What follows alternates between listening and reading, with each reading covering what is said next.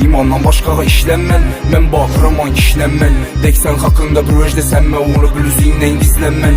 Ətrafım orada bu yalğalla, tərk etmədim bir günəm rışdandan. Gəp sözlərindən qarğanman, heç kimi heç vəc isbatlanman. İmandan başqağa işlənmən, mən baxıram kişilənmən. Deksən haqqında bir öjdə sənmə, onu blüzindən gizlənmən. Ətrafım orada bu yalğalla, tərk etmədim bir günəm rışdandan. Gəp sözlərindən qarğanman, heç kimi heç vəc isbatlanman. Səbəbi köp, sinat dost bulsan faydası köp. Sökəsim yok axır səbəbi köp. Yaxşılıq bilməyən adam kör. Səbəbi köp, dünya bərildi kimədir köp. Hazır yerdəmiz sonumuz gör. İnim, yığılma gül.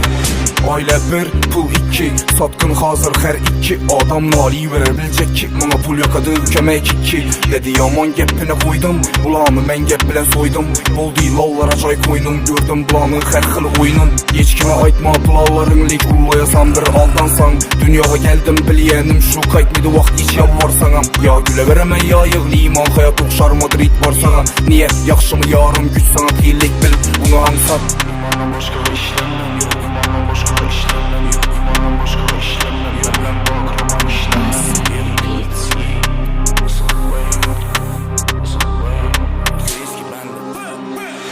İmandan başqağa işlənmən, mən baxıram kişilənmən. Deksən haqqında bir öjdə sənmə, onu blüzindən gizlənmən.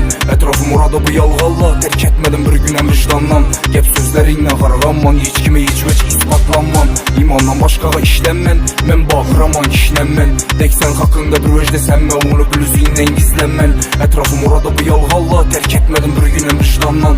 Gəp sözlərindən qarğanman, heç kimi heç vəc isbatlanman. Taza yel, taza mən, plalla köp. Az sənməz, toxtaş üzüm anla xas sənməz. Brödən qalsa sana maz sənməz. Yakıyla taşap koyulmaydı, yakın deyən sözə köpüsü maz sənməz. Vaxt açar xəli xəmməsini, kim xaq İsrail ya xəmməz. Həm mən üzümdən görüyəm mən, mana indi səlgi düşünüyəm mən. Faydası yok ya bə ürüyəm mən, dost faydası yok ya bə ürüyəm mən. Həm mən nərsədə intixaba, çıxarsam namərdi ixtilaf. Səbir məndə bil istila, dünya birkəm dünya.